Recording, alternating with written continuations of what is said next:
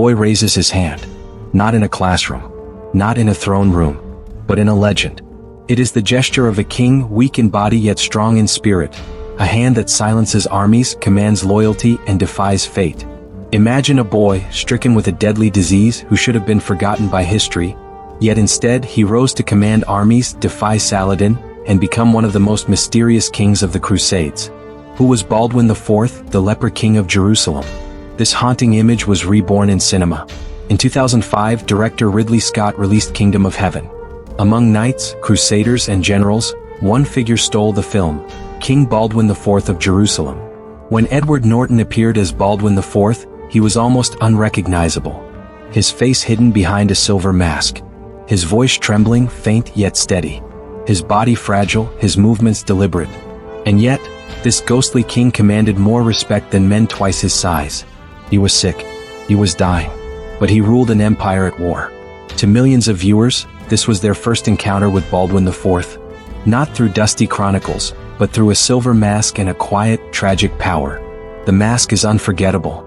It gleams with cold dignity, hiding the horrors of leprosy. In truth, no chronicler mentions Baldwin ever wearing such a mask. They describe his disease, numb hands, disfigured skin, eventual blindness. But no mask. So why invent one? Because the mask is not history. It is symbol. It tells us Baldwin was dignified even in decay, powerful even in weakness, mystical even as death crept closer. Through the mask he became more than a king. He became a legend. Then came the hand raise. A slow, trembling gesture. A gloved hand lifted, and the hall fell silent. No shouting. No sword drawn.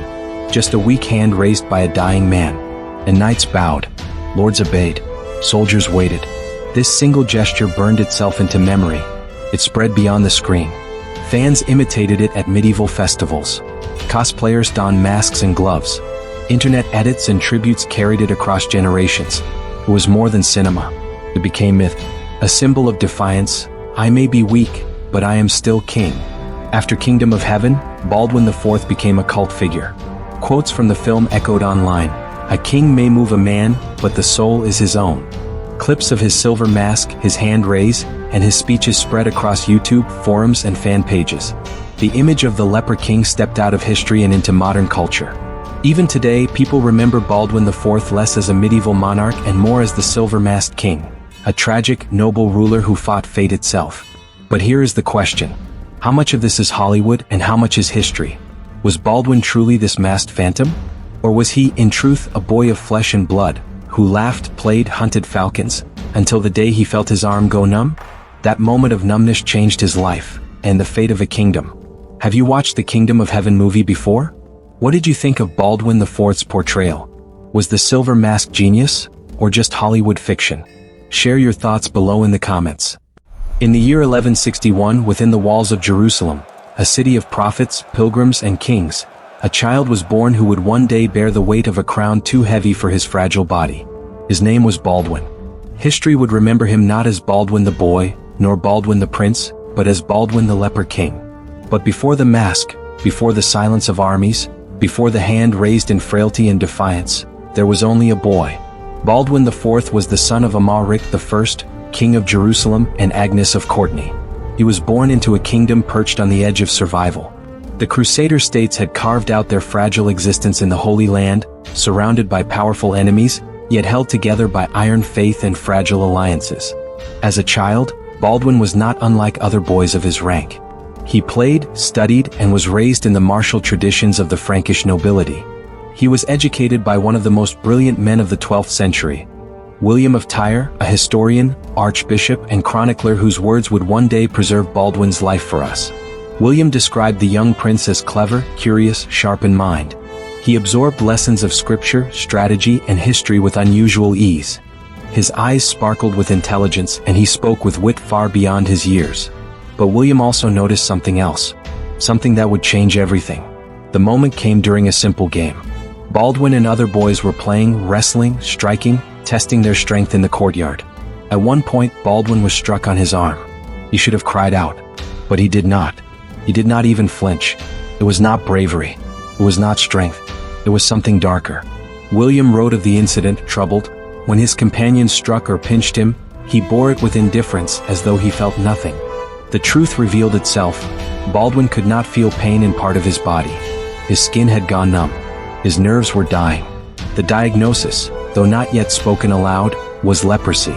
Leprosy, the curse of the Middle Ages, a disease that carried not just suffering but stigma. Those who bore it were shunned, exiled, marked as unclean as though their very flesh carried sin. It was slow, merciless. Fingers curled, faces twisted, nerves died, blindness followed. For a prince, a boy destined for the throne, there could be no worse fate. But Baldwin was no ordinary child. Instead of shrinking into despair, Baldwin continued his studies, his play, his life as if nothing had changed. His teachers observed that, while his body failed him, his mind only grew sharper, his will harder. The disease could dull his flesh, but it could not touch his spirit. By the time Baldwin's father Amalric died in 1174, the boy was only 13 years old. Still frail, still suffering, but now heir to the throne of Jerusalem. The nobles debated. Could a leper rule?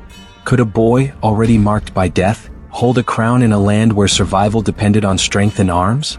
The answer they discovered was yes. For when Baldwin was crowned at just 13, his presence shocked them. He appeared robed and crowned, his skin pale, his movements careful. Yet his voice, though weak, carried clarity. His words were sharp, his eyes commanding. Behind him stood regents and barons who believed they would control him. But before long, Baldwin showed them otherwise. The boy king did not surrender to pity. He did not hide from rule. Instead, he embraced it. The disease that should have broken him became a kind of armor. He ruled with urgency, knowing his time was short. He commanded with a strange authority, as though death at his shoulder gave him fearlessness. Imagine this moment. A 13-year-old boy, his hands already touched by disease, sitting on the throne of Jerusalem. A throne surrounded by the might of Saladin's empire, by endless wars, by crusaders and knights from faraway lands. To the world, Baldwin looked like a ghost-child king. But to those who met him, he seemed touched by something otherworldly. Some whispered he was cursed, others that he was chosen. And so, the boy who should have been pitied became a king to be feared and admired. This was the paradox of Baldwin IV. A fragile body, yet an unbreakable will. A dying child, yet the hope of a kingdom. And it all began with that fateful moment in the courtyard, when a boy felt no pain, and destiny revealed itself. Baldwin IV's story reminds us that even the frailest hands can shape history. The boy king who could not feel pain still felt the weight of a kingdom, and carried it with courage. If you found his journey as haunting and inspiring as I did, give this video a like so more history lovers can discover it. For more incredible true stories from the Crusades and beyond, subscribe to Historical Finder and turn on notifications. Tell me in the comments, do you see Baldwin as a tragic hero or a chosen king? I'd love to hear your thoughts.